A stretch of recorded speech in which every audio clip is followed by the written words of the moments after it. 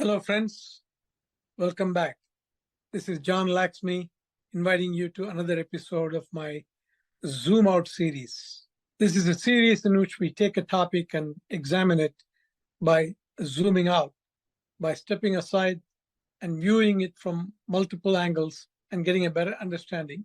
In this process, we usually end up with even more questions than we started with, and that's okay. Indeed, that's the whole point of this series. Are you ready? Let's zoom out. In today's Zoom Out session, we're going to look at a very important topic, American decline. This is now the talk of the world. Everyone is talking about America declining as a superpower. Some people say America is not even a superpower anymore. American education standards are falling, they say. American society is becoming polarized. American democracy is declining, and American morale is declining. And in so many ways, America feels like a lost cause. But I'm not going to discuss any of those topics in today's session.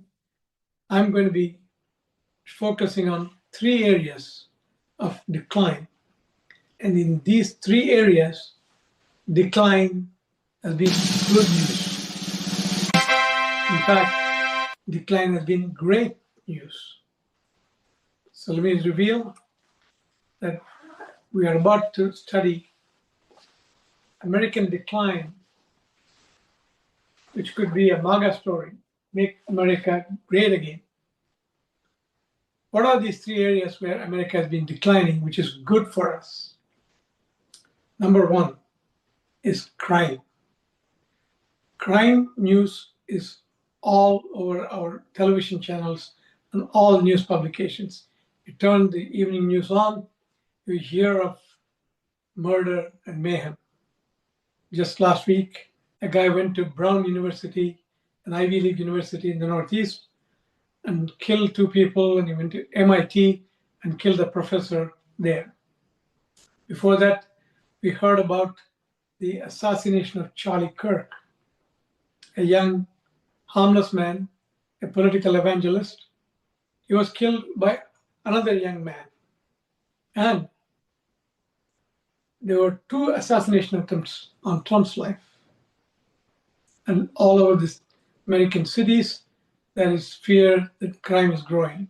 So much that in recent times, the federal government said it's going to send American federal marshals into cities like Chicago, Los Angeles, Portland, Oregon, Washington, D.C.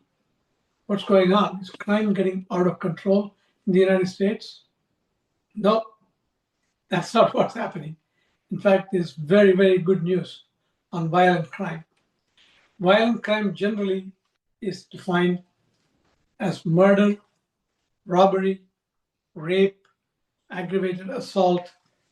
These types of crimes have been going down steadily in the last 20, 25 years. They've been declining steadily, as the graph shows. And the data for this graph comes from our government itself. FBI statistics show that crime is coming down, violent crime is coming down all over the country steadily for the last 20 years. And in some of our big cities, big time. In the last 2-3 years alone, murder rates in New York have come down 16%. In Los Angeles, they're down by 26%. Chicago, down by 8%. Houston, down by 9%. Philadelphia, a whopping 39%. These statistics come from Council on Criminal Justice, FBI Uniform Crime Reports, and other reliable sources. Property crime is also coming down steadily, so much so in the last 20 years, they've come down so much that we are now at historical lows.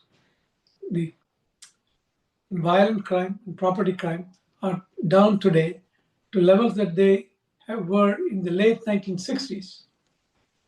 So what is going on?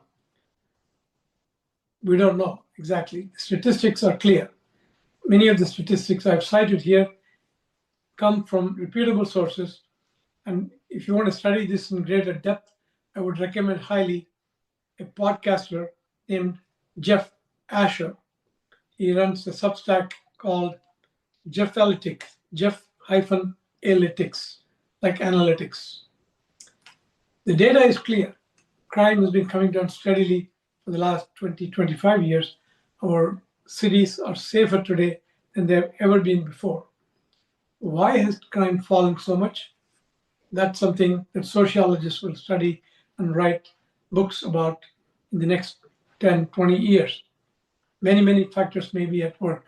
Perhaps there's greater surveillance of crime with all the cameras that we have all over the place. Maybe there's more policing, and perhaps more cops are patrolling the streets. And what about guns? Guns cause violent crime? I've written myself that I've written a long research article pointing out that Americans are inherently violent. It's not guns that make us violent, that we have guns because we are inherently violent. Somehow, that violence is coming down in the last 20 years. And this is happening, by the way, over a long period of time, 20 years. So what have we done? Have we just locked up all the criminals in prisons so that they are not at large committing crimes? That is something that we do. As you know, America likes to lock up criminals. Remember, just the last few election campaigns, when Trump was running against Hillary Clinton, the Republicans chanted, "Lock her up, lock her up." And then the next campaign, the Democrats started chanting against Trump, "Lock him up, lock him up." Locking up people in prisons is something that Americans have been doing for a long time. Indeed, America and its history with prisons is really well known. Going back to the 1800s, Americans were just beginning to form a new government, but then they started experimenting with all parts of their governance, including the prison systems. In the 1800s, actually, there were two major experiments going on. In Philadelphia, the prison system tried to isolate criminals in solitary confinement. What's the idea? They thought the prisoners all alone will start reflecting on the crimes they committed. They will start becoming remorseful, then they'll reform. Then when they go out, they will be better citizens. While this was going on in Philadelphia, in New York, in Albany, a different kind of experiment was going on. They were saying, why lock up prisoners? Why don't we release them during the day and make them do hard work? We'll get some economic benefits from them. Maybe the prisoners also will get something out of working, some discipline and so forth. And when they go out, they'll be better citizens. These types of experiments caught attention from Europe. Back in Europe, they don't do a lot of experiments. We Americans are always into experimentation. So the French government in the 1830s sent two scholars to the United States to study the prison system in America. One of them is very well known. Most of you know who I'm talking about, Alexis de Tocqueville, and another guy named Beaumont were sent by the French to study the prison systems. Tocqueville and Beaumont toured all over the United States, the northeastern United States particularly, which is where most of the settlements were at that time. They wrote a report to the French government on the prison systems in America. Alexis de Tocqueville went much farther. He actually studied Americans in depth, and he found that Americans had come from Europe, but they were very, very different from Europeans.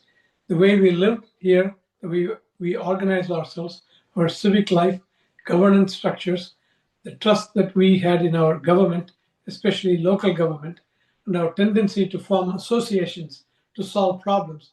All of these things became so interesting that Tocqueville wrote a book called Democracy in America. It is till now considered one of the classic treatises on America.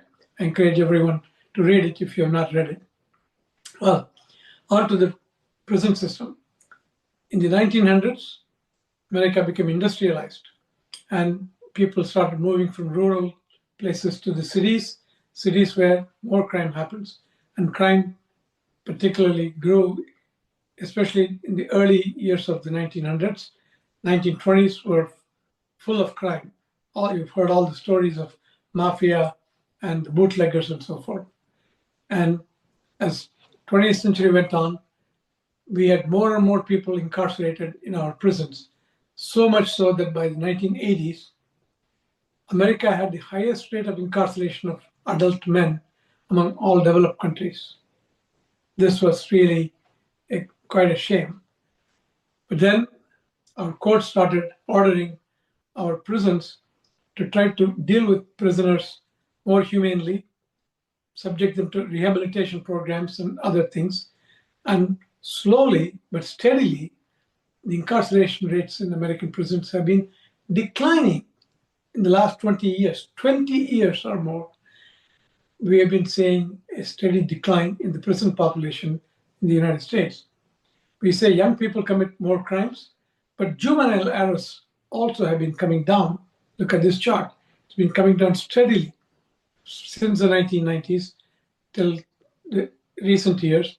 So there's something going on here where we are finding that while we've been building more and more prisons, in fact, prison building and maintaining prisons and running prisons became such a big thing in the United States that private companies got into the act. In the 1980s and 1990s, private companies like the Corrections Corporation of America became a public company. The company went to municipalities and said, we will build prisons and run them for you. And so they still do. Now we are finding, however, that we are going to have fewer and fewer prisoners. We used to have around over 700 prisoners per 100,000 population. We now have less than 550, and some people predict that within a few years, it'll go down to almost 200 prisoners per 100,000. That means that many of our prisons will not have enough prisoners anymore. What are we going to do with these facilities that we have built all over the United States? Convert them to hotels? Convert them to schools? Colleges? Hey, maybe data centers. Maybe, yes, we'll convert them all into data centers. Well, anyway, this is a second decline, which is a great positive story in the United States. Why this has happened again, we don't know. Let's move on to the third decline, which is also a great thing. I'm talking about alcohol consumption. Alcohol has been a very old malady in all societies. And Americans, we have had a love affair with alcohol, just like we have had a love affair with automobiles. From the early days in America, in the 1800s, when the Europeans came to the United States and settled down, they had to build roads and farms and houses and schools. They worked very, very hard, physically hard, or they were soldiers fighting the Indians. This meant that they needed a drink after work, and they drank a lot. Sometimes they drank in the early mornings. They would start drinking at 10 in the morning. They drank on Sundays. They would go to church, then they would drink. Drinking was such a big issue, big problem in the United States, that in the 1800s, one of our presidents, Franklin Pierce, actually died of drinking. He drank so much. Unfortunately, in his case, his life was a tragedy. 3 of his children died very young. One of them, a boy, died in a very tragic train crash. But he drank himself to death. So we have had a terrible history with alcohol. And as we entered the 20th century, again, as I said, people had to show up for work. Industrialization meant that men had to show up for work in the morning and work 8, 10, 12 hours they worked. That means that they could not drink alcohol. So Americans had to put an end to alcohol consumption. So what did we do? We thought we could just simply outlaw it. In 1919, we amended our Constitution. This is a big thing. We don't amend our Constitution willy-nilly. We don't amend our Constitution frequently, and yet in 1919, we went so far as to introduce prohibition. We outlawed the manufacture and sale of alcohol through an amendment to the Constitution. Did it bring down drinking? No, sir. Actually, Americans started drinking more. It became cool to do something that was illegal. In fact, criminals got into the act, bootleggers, brewing liquor and selling them, in speakeasies. Crime really soared during the 1920s. In the roaring 20s, in fact, during the jazz age, women started drinking too. So this became so out of hand that after an experiment of nearly a dozen years, in 1933, America again amended the Constitution and repealed prohibition and made alcohol legal once again. So what happened? We kept on drinking. Alcoholics Anonymous, the wonderful organization which is now worldwide, was formed in the early 20th century by two men, and they provide rehabilitation services for people who are addicted to drinking and drugs and so forth. But it's still not made any difference. In the 1970s, Betty Ford, the wife of President Gerald Ford, admitted that she had a very severe alcohol problem. She founded the Betty Ford Foundation, which provides rehabilitation services. Teenagers started drinking and driving. On Friday nights and Saturday nights, people used to go to bars or parties and then used to drive drunk and kill themselves or kill others. This led to Mothers Against Drunk Driving, MADD. All of these measures cumulatively may have made some difference. Lo and behold, in the last 20 plus years, alcohol consumption has been coming down steadily in the United States. Year after year after year, for some reason, we are drinking less and less and less. Now, from over 70% of adults reporting that they drink, it's only about 50% of Americans drink alcohol today. The young generation, the Gen Z folks, they drink much less. Drinking is not cool for them. They are into fitness and they are very health conscious, and they also don't socialize much. If you go to a party or if you go to a bar, we would drink. If you're sitting with our phones all day, if you get all the entertainment and intoxication by looking at our phones, who needs a drink? Perhaps. But for various reasons, alcohol consumption is so far down in the United States that big American brewing companies are finding that their market is shrinking. Just like in the 20th century, we found that Americans started smoking less and less and less, driving our tobacco companies overseas. American tobacco companies today sell cigarettes mostly in Europe and Asia, where people smoke a lot more than Americans. Similarly, American brewing companies are also going overseas, searching for new markets. And they are finding new markets in countries like India, where people are drinking more. They love whiskey.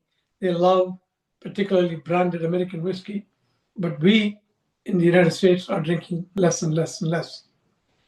Why exactly this is happening?